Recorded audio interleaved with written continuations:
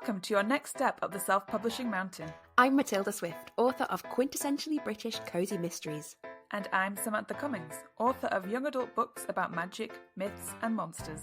I've written the books, Changed their covers, tweaked their blurbs, tried tools from a dozen ads courses. and I'm still not seeing success. Now, we're working together to plot and plan our way from barely making ends meet to pulling in a living wage. Join us on our journey where we'll be mastering the pen to snag that paycheck. Hello and welcome to Pen to Paycheck Authors Podcast. I'm Matilda Swift, here with my co-host Sam Cummings, and we're here to write our way to financial success. We're two indie authors with over a dozen books between us and still a long way to go towards the quit the day job dream. If that sounds familiar, listen along for our mastery through missteps journey. Each week we cover a topic to help along the way. This week's topic is going to be rebranding versus relaunching. But before that, let's do our wins and whinges of the week. Sam, what are yours? I have some major wins from this weekend.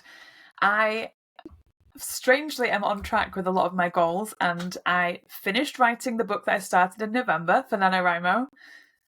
Typed the end. So exciting. Yay! Sound effects. I think it was I know. I think the total might have been 127,000 words. I don't know how you Big do edits. that. Are you going to cut it down? Yeah. What will it end up as? I'm going to aim for probably 90,000. Okay. But I feel confident. I also finished my read through of my next book in my werewolf series, so that was a fun thing to do to refresh my memory on the story. And now I'm mulling over how I'm going to save it. And I also had a meeting with my formatter friend who is formatting my next book that's coming out early next month. So I had all these big check things, checkbox things going on, and I'm feeling kind of excited, but I also feel anxious. But I think it's just I think it's excitement, but it feels like anxiety. They're very similar things, yeah. They're very similar. Yes, I'm trying to reframe my mind so I'm not panicking. Mm-hmm. How about, I'm not going to say any whinges because I don't feel like I can whinge about anything because I'm winning. So what are your wins/whinges? I think I also have excitement, anxiety. Excitement, Exciting. anxitement, I think, yeah. Which I think I've got a win and a whinge of the week. Okay. So I think I was talking last week about I've been talking a few weeks, in fact. So I'm starting a new series, and I like to always start by a new book by doing the first about 10,000 words, and then walking away and reviewing it later, and then kind of repacing it. I often restart it completely and feel much more confident second time around. But I have never done what I have decided to do with this one at your encouragement, which I think is the right move, but feels feels anxiety. That I'm just going to throw away the whole thing and start again. And I think what feels tricky about it is that it's good work. It's good writing. It's a good story. It's the same level as my previous stories. But I think I have got enough of an idea of what I want to do to make it really great. And I want to go into the series feeling like it's something different. So I think I might have mentioned this last week, but that is definitely my win and the whinge of the week, is that I've sort of sat with that feeling. It's been my brother's wedding this weekend, so I really haven't had time for writing. I've been doing a few odds and ends of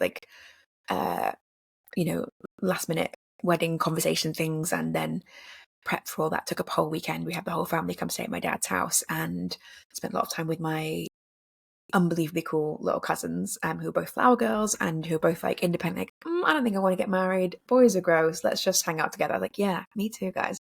So I had no time for writing, but it really let me sort of sit with the decision and wait and see kind of how that felt, and also decide if I had thoughts that are kind of inspiring new things with the series. And I have. We've been talking a bit, and we're going to talk soon more about X meets Y branding. I've been thinking more about that, and I've also been thinking about what would I add in Dream World to make the book even better. And I think I've got an idea. So I'm going with that. I have written maybe the first paragraph so far, but I am away. I'm away for a little break. I live, fortunately, very near Haworth, which is where the Brontes lived. So it's very, very literary little town. It's like half an hour bus ride from my house. It is fantastic where I live.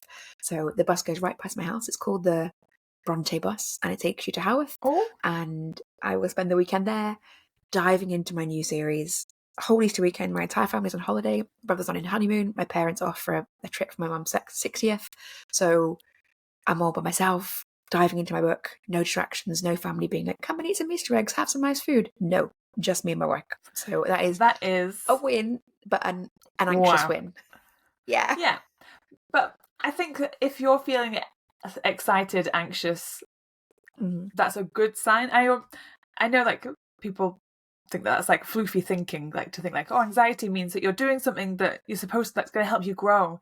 But it really, that's how I have to interpret it. Otherwise, I would just spiral into a pit of despair. It's like, if I'm feeling anxious, it's probably because I'm going to do something that's going to help. I'm going to learn. I'm going to come out of it the other end and think, I'm glad I did that. Yeah, I think if it just felt anxious this week, if it had grown on me just going towards just anxious, I would have thought, you know what, that was maybe an impulsive decision. I'll let me go back and rethink about it and just make sure how I feel. But I think that this week it has felt like, yeah, it feels like those nerves are a big new thing. And I think also I couldn't do this without having done all my previous books, because it feels like I have thrown away books before completely and like completely rewritten them. And I've also started books regularly. In fact, I'm not sure I ever know who the murderer is when I start the book. I don't know what the plot is. I just start and then see where it goes. And then I kind of go back and replot it once I've started. I really like to kind of open things up quite loosely. So that feels good in the new series as well. To be like, I'm just going to go in really loose and I can tighten up later. I feel confident about that. So yeah, I feel ready to take a really big swing with this, which feels great. That's really exciting. I'm so excited about it. So, our topic of the week this week is exploring rebranding versus relaunching. Do you have, like, well, what have you come up with? What have you been thinking about this week? I think my initial thought was, I I can't remember why we called it rebranding versus relaunching. I think it might have just been in the list of, we had a few versus things that were kind of similar. Whereas I actually think, to me, the place that we're at now, having talked a lot about branding, I think rebranding and relaunching, they feel like two things that are not necessarily polar opposites. Because I think when we originally thought about it, we were thinking of, oh, you could rebrand and sort of tweak your work and your presentation of your brand, or you could completely start again. But actually, I think really they're both just the same thing. Because I think even though, and I think they're, oh gosh, it's something flying around in my room, so apologies if there's a noise or something that keeps flying into the lights.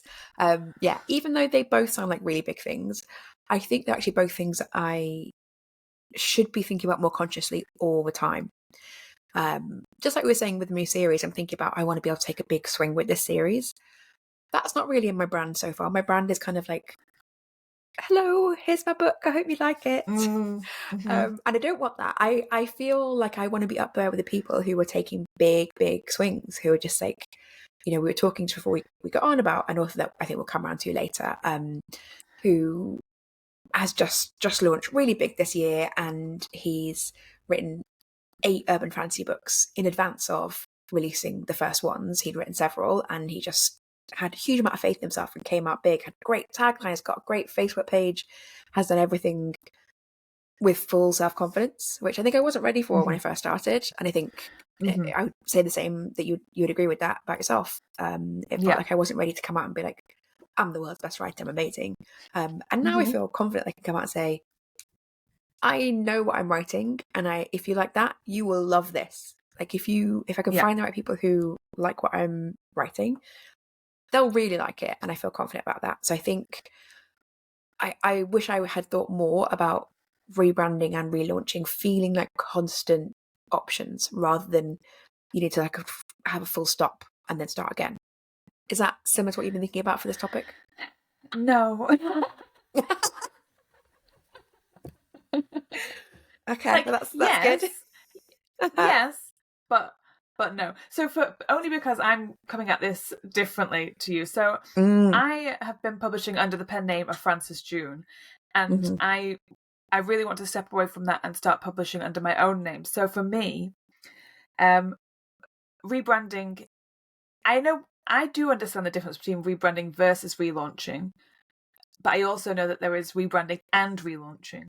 So I think like rebranding is like if you're just going to change your covers to maybe fit into a different, like to make sure you're within your genre expectations. I get that that's kind of like rebranding to make sure like everything ties in with what people expect. And relaunching can be part of that marketing plan.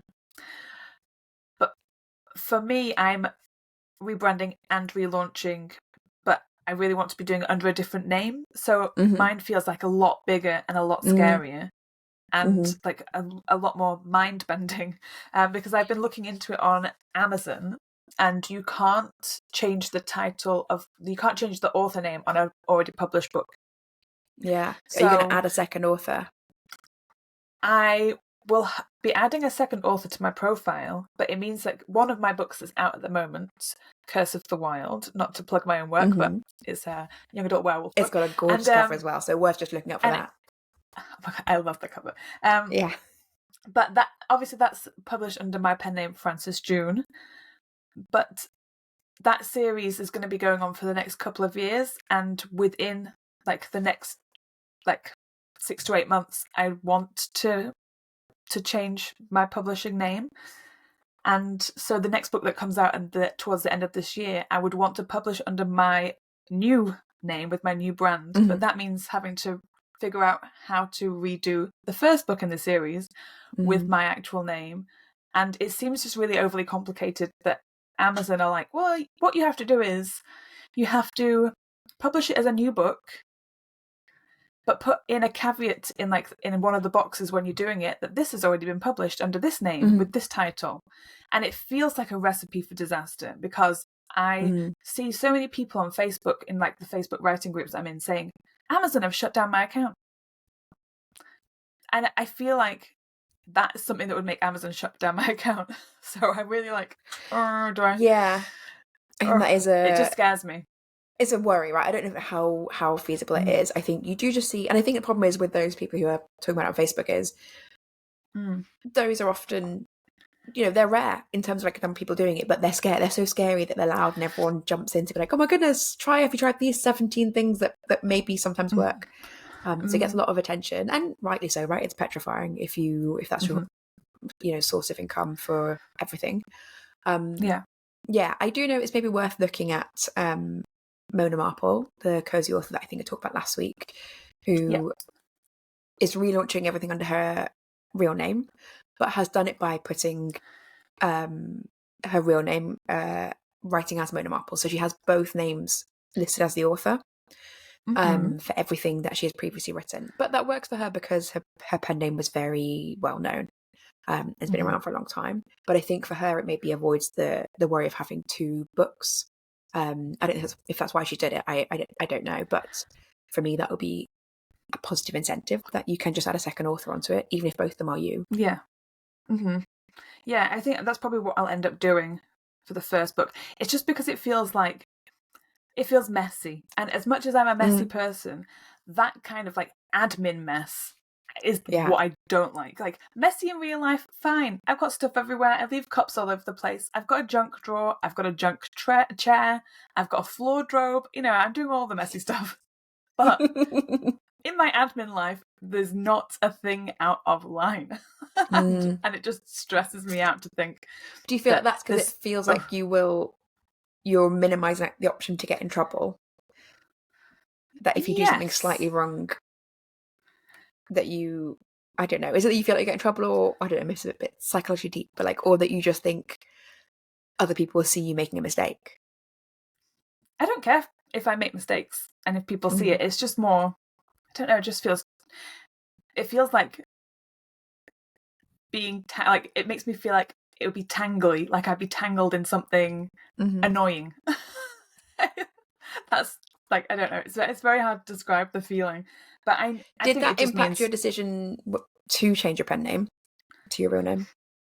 No, I think if I was just stopping full stop on the books that I've got under my pen name, like drawing a line and starting a new series, it wouldn't bother me. It's just having this one that's going to linger. And I think I just need to do some like mega research into it and see if other people have done it. And if I have a process, like a step-by-step, this is how you do it. And I haven't got that right now. But if I can find a process of this is the best way to republish a book under a new name, then I will feel better for it. I just need to know like what the steps are and how to like minimize the chance of Amazon deleting my account entirely and ruining my life. Are you a member of Ally? I'm not a member of Ally. I know I do need to. It's on my list of things to do, which I'll talk about when we do our quarterly review. Yeah, of the big list of things that we need to do. Yeah. Yes, it's one of the things I have yet to tick off my list. I will do before I do this. And on my list is make more use of your Ally membership, because I'm a member because I think it is a good organisation and I am aware it is useful, but I do not have the time to like look around the site and find out what's useful there for me. I'm not. I'm behind in everything at the moment. That's really how I feel right now. I think next week's conversation will be very welcome. But what we could do is next time we meet face to face is look on the Ally website, and I think they've got really good resources on there. They also, I think, are good at, or like the only consistently recommended working solution to getting banned by Amazon is like, yes, I know that's like Ally. Try everything else and ask Ally. Yeah, one of the big pluses is that you've got such good resources and such knowledge behind you when you partner with them. So I definitely will be doing that before I make any changes, because that just seems like the best bet. But also with like rebranding and relaunching, I'm trying to figure out when the best time to make the switches over to my new stuff, because I've got my branding sorted out. I've got my new logo, I've got all my taglines, and like I really want to redesign my website with all the new stuff. But I'm trying to figure out when the best time to do that is. Like how close to like my next book coming out. It's kind of all like the fun stuff. It is the fun stuff because I love that like the creative side of it and having something to sink my teeth into that's not particularly just writing. It's like just another fun avenue of being a writer or a publisher.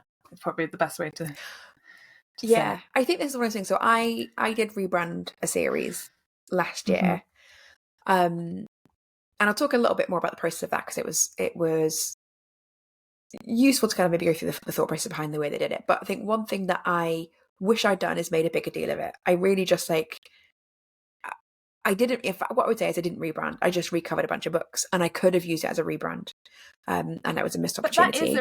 That is a rebrand, but because you didn't talk about it, you have treated it as though it's not. But that is a rebrand. Yeah. But you were just too scared to say it. Yeah. I think what I wish I had done is imagine that you're James Patterson, who is my example, because I have literally just started listening to the audiobook of that Dolly Parton book that he wrote with her. I think it's called like Run, Rose, Run. I've just started it. Dolly Parton records a voice in it. I thought he had just got her to write some song lyrics, but I love her voice so much. So she's in my head. So imagine you were James Patterson and you're about to rebrand yourself as like Jonathan Taylor. And you're like, well, that's quite a big rebrand. You change your name. People need to know about this. You've also dyed your hair blonde, and you've had some weird plastic surgery, so you've just got no nose, and you've grown a giant beard. So like, you've really done a lot to change yourself. Like, I don't know why he would do this, but he would treat it as big news. He would be like, huge announcement. There'd be countdowns on his Instagram. There would be timed launches of everything around the world. If like the news would go out, there'd be press releases. And I do think, I really wish, and I don't think I could do it right now, but I would like you to do it. So I really wish that indie authors would treat their own changes and rebrands and relaunches as if people are waiting with bated breath for them, because I think that's how you get there. That's how you get to that state. That's how I want to treat it. I really want to be like doing countdowns, like maybe some giveaways, just like treating myself like the celebrity I know I am deep down in my heart. No photos, guys, no photos. Yeah, no photos. But also you know, when you see like celebrities or like singers, artists, and they are waiting to launch like a new album. Look at like Taylor Swift. If we could just all be a little bit more Taylor Yeah. Swift, I mean, announcing her millionth album, and at the then Grammys. teasing the titles of the songs, and Yeah. and like so much goes into her marketing machine.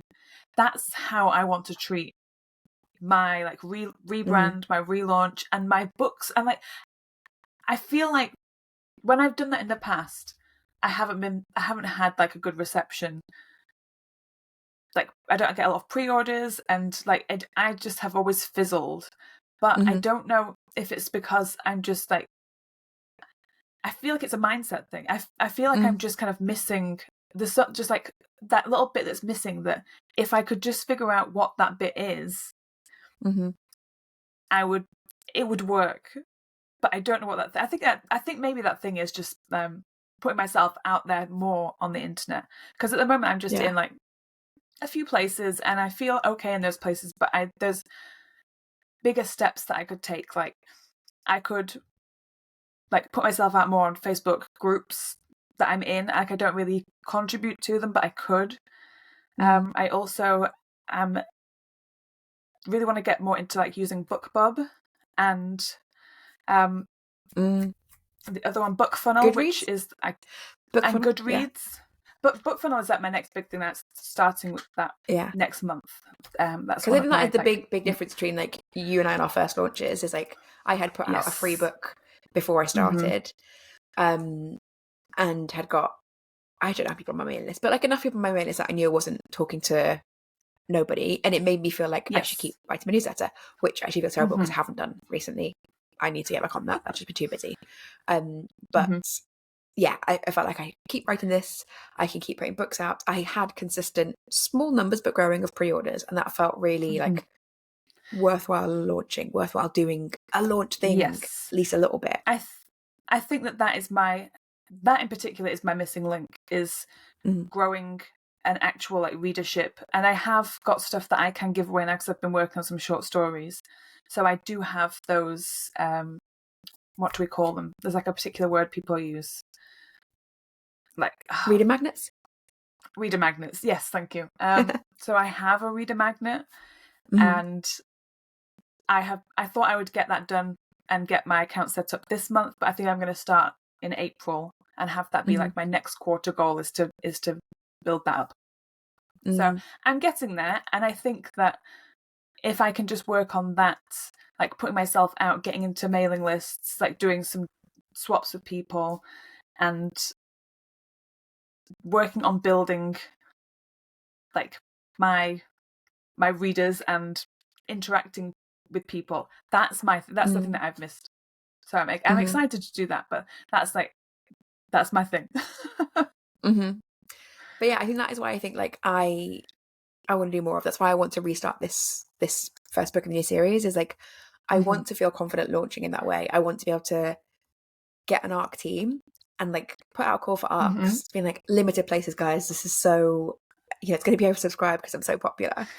And it feels uncomfortable, obviously, the idea of even considering that. But I think, I don't have my own personal tree pain. Like Taylor Swift has got the only tree pain there is. So I need someone else to be like my publicity whiz, and that person is also me, who believes that I'm worth all the effort.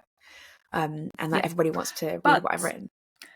This kind of circles back to what we started at the start of this year, which was our Orna Ross course, and about viewing our working or our writer's life with different hats on. So you need to develop, and me too. I feel like I've really nailed my writing hat and my manager hat. And the manager hat is probably the one that I thought I'd struggle with the most, but I feel great about what I've achieved. And obviously, this is something we'll talk about next week, so make sure you tune in. But my marketing hat is still the one where I'm kind of getting used to wearing it, and I am producing stuff that is kind of hitting the mark on socials, but it's like it's the smart marketer that I need. I have the fun marketer, but I need the shrewd one, the one that just has the answers and does things not on a whim. Yeah, I think my marketing at the moment, my marketing level feels like I've got an intern working for me who's just like, you feel like, oh, just try some things, like try some stuff out. Don't worry, like if it doesn't go well, here's a project, give it a try. You're not getting paid anyway, so it's fine. I feel like I am hiring myself as a marketing intern, where it's like I have been in this game now for years, and I also in my day job do a lot of things that overlap with self-publishing. And in fact, next week in my day job, I'm running a Skillshare session on Facebook advertising. And I think I actually don't know a lot about Facebook advertising, but I know infinitely more than, anyone on the street, because most people have not ventured into Facebook advertising. I have done it. I've run ads. I've made them break even. I know where you put all the mysterious information that they need, or at least I did last time I logged in, but I can figure it out again. And I feel like this is an area I have consistent issues with in my life. It's like everything that I can do, I take for granted, and I don't appreciate it enough, and I don't push it further.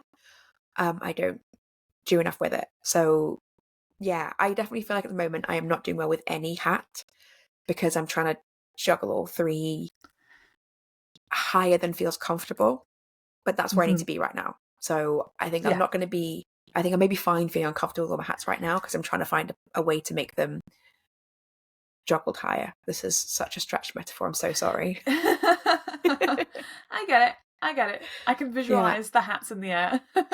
Yeah. But I think because I'm constantly trying to juggle these hats in a way that I feel like I'm always just moving too quickly between the different hats, like the manager, marketer, maker. I feel like I'm never confident enough in any single one. I'm always trying to just, quickly zip them on off as fast as I can. I do feel like I'm not making enough of any of them. I am going to say this for you and for everybody who's listening or watching, if I ever get around to putting this one on YouTube. It's so easy to get caught up in how fast you think things are supposed to be, because the internet makes it seem like everything's happening instantaneously. But it doesn't. Like, the people who are looking at your output will be thinking that what you're doing is fast. They'll be like, oh, like, she seems like what she's doing, like, she does it so well. How does she have the time to do this and stuff? But they don't see all the stuff beforehand, so it's just all an illusion. Nobody is doing anything fast. So you have to try and just get comfortable with how much time some things take. And don't feel like you need to rush to do stuff. Because, like, that's just you. Nobody who's looking at you thinks that what you're doing is slow. No, definitely. And like constantly, whenever I go to writing groups, people are just like, how have you published any books, let alone several books in a year? I published a book in November, and I'm just like, still feeling like, gosh, it's been so long. What am I going to do? I published a book literally in November. It's March now. And I do feel like it's been forever since I made any progress. But yeah, anyone who's looking at it would think, just published a book in November. Crikey, we should be having a sleep. Yeah, I think I'm trying to like get back into writing, and I'm still trying to juggle the manager marketer. And obviously I've had a really busy month with lots and lots of things going on. But I think because of that, I'm kind of easily slipping back into the old sense of I just need to get back on the hamster wheel. And I'm finding it hard to start to like retain that idea of I want to launch big.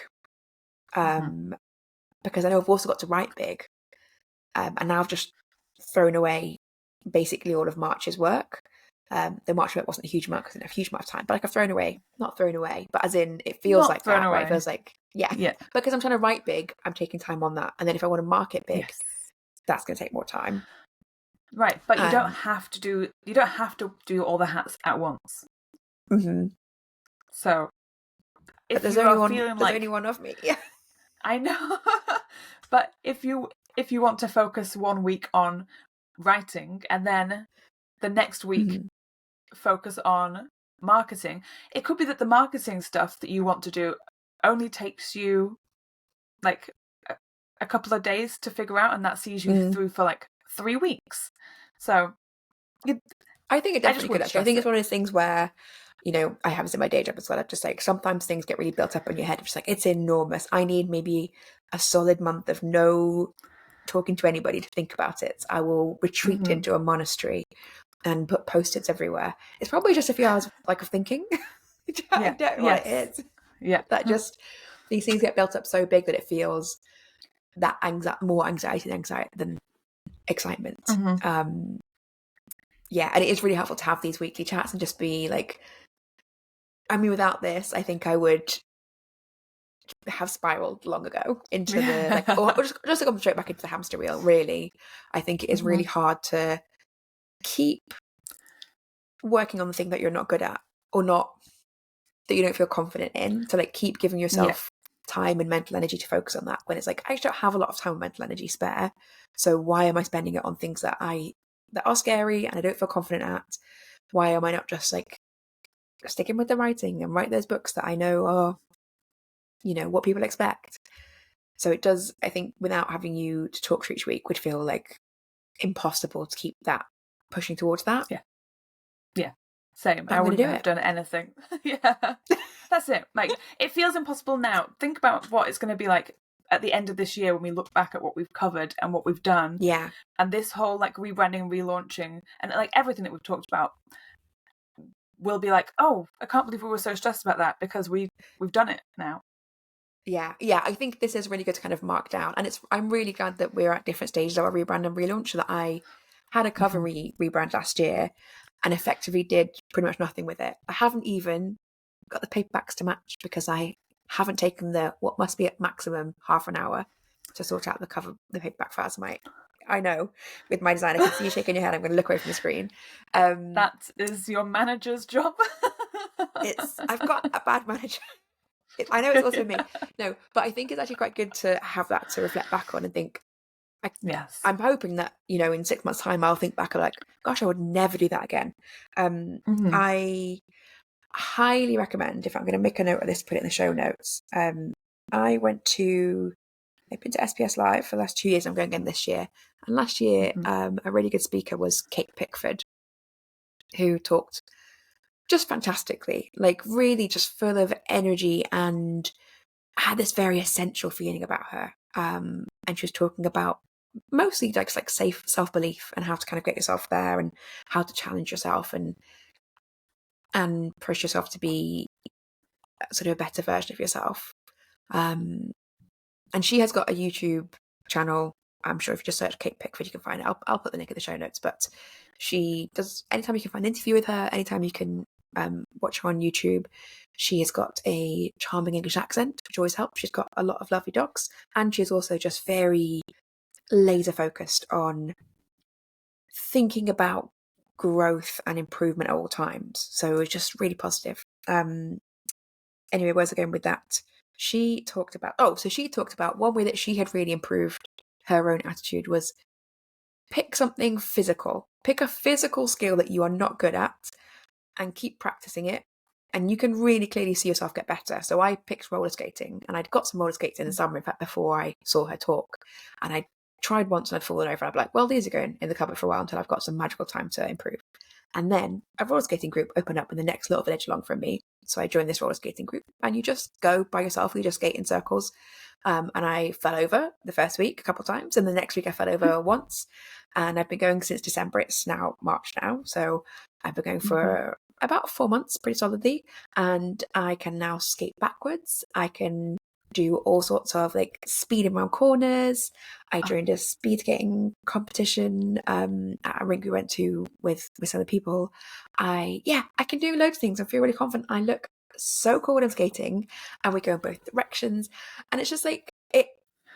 In 4 months, I have gone from I cannot really skate at all to I feel so confident on my skates. Like I'm ready to get some slightly slippier wheels, which is not a technical term. I can't remember what the term is.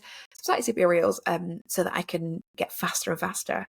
And I do think it really helps you to have something physical to benchmark improvement, that you can see you're doing that, and also try and then extend that to your writing or whatever creative life you've got. And that I 100% agree. Yeah. I'm sorry to interrupt. Yeah, no, I was going to say, I feel like I'm just saying the same thing again, actually. Have you got a physical thing that you have seen yourself improve at that's kind of helped you envisage that? I have got one that I'm working on at the moment, and one that I want to start working on again soon. So the one that I'm doing right now is pottery and ceramics. And oh my God, and it's just the best thing, and it makes me feel so creative. And sometimes I'm good, sometimes I'm bad. But tomorrow in my class we're throwing again, and I haven't thrown since last year. For those not in the know, throwing is that scene in Ghost. Yeah, that's the main thing I would do it for, to suggestively behind you. Swayze. Yeah. So yeah, I'm really excited tomorrow to see if I can just throw without like thinking that I'm gonna like mess it up completely, because in my mind I know how to do it. So in your mind, you're Demi like Moore. my benchmark. In my mind, yeah, I'm doing the whole thing. I'm suggestively rubbing it up against. No, I can't rub against my teacher, but with like a white t-shirt with like stonewashed blue jeans. Yes. Yeah, and I've got that clay all over me, and yeah, like, it's great. So I can't wait to go and do that tomorrow and see how I've got on, because there's nothing makes me feel better than trying something like that. And the other thing is kind of similar to you, is that a couple of years ago I got a skateboard or longboard for my birthday, and I really wanted to get into longboarding. And last year in the spring time, I was trying to do it and I couldn't really, like, I was too scared. So this year I'm not going to be scared, and I'm going to throw myself into it. Or you can be scared and do it anyway. Well, yeah, like, I'm going to be scared and do it anyway. And I'm really looking forward to that, because I do think that pushing yourself to do something that you don't know how to do, and something that's really difficult and physically challenges you, opens up your life so much. Because I used to also do samurai training, and we used to fight with weapons and do like self-defense stuff. And I remember when I first started that, I was like this, like, I was so scared of fighting and so unsure about my body and how I could move. And after a few years of doing that, it changed my life. So I feel like I gained so much. I became a samurai. I got a samurai tattoo. Yeah, that is stunning. And it changed my life, and it changed who I am on the inside. And I think that really helped me be braver with loads of stuff. And sometimes I do have to think to myself, like, what would my samurai version do? Yeah, so I'm just like a huge believer in that. I love like challenging myself with physical stuff. Yeah, and I think it's so much easier to see your improvement than it is with things that are more related to like internal growth. Oh yeah. Yeah, because I think it is really nice to have this benchmark though of like, I rebranded all my covers. It was expensive, really, really expensive. And like, I'm not saying it's expensive for what it was well worth it. The cover designs are beautiful. My designer is fantastic. Yes. It was a lot of money for me to then kind of do essentially nothing with it. So yeah, I think I want to learn from that. And then next time I do it, I'm improved. And I'm thinking, how am I doing this professionally? And how is my manager and marketer really seeing this through? Yeah. Well, yeah, by the end of this year, we'll be able to look back and see that progress. But yeah, so I think, sort of recapping then, I think I'm going to see Rebranding and Relaunching as somewhat similar, because I am going to try and do it without changing my name, but I'm going to try and change the way I present myself and people's perception of me, and the sort of author level, status, ability, like the way people are thinking about me and my books, without necessarily changing anything wildly visible. But I'm going to think of it as a relaunch when I or not as a relaunch of my books, but as a relaunch of me. When I have this new series out, and the rebrand will almost be just a sort of sideways slant on that, whereas you're going to go 100% relaunch of new name, books under new name. Yeah, new name, new logo, new website, new like genre, I guess. Not a new genre, but just like a drilling down on a particular genre rather than like all the faffing that I've done. So yeah, like a huge change. Yeah. And I'm going to start trying to plan at what point in the year I'm going to do that, and I'm going to set myself up a marketing plan like any brand would do for a brand launch. I'm going to, because I do that. I've done that at work for marketing stuff. So I know the steps. I just have to do it for myself. Yeah. I think it has been, this is kind of a distillation of everything we talked about for a while.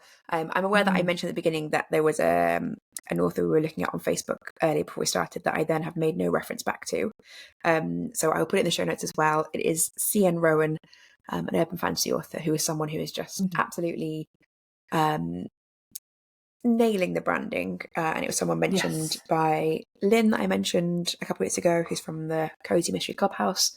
The details from the show notes from a couple of weeks ago. Again, fantastic group, just absolutely full of resources. And maybe just another plug for find people to be talking to, have a mastermind group, find a clubhouse, join the Facebook groups.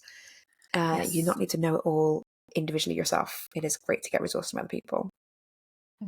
Yes, 100%. There's having even just one person like this, like just having one person to talk to is unbelievably beneficial. Like unbelievably. I don't even know why.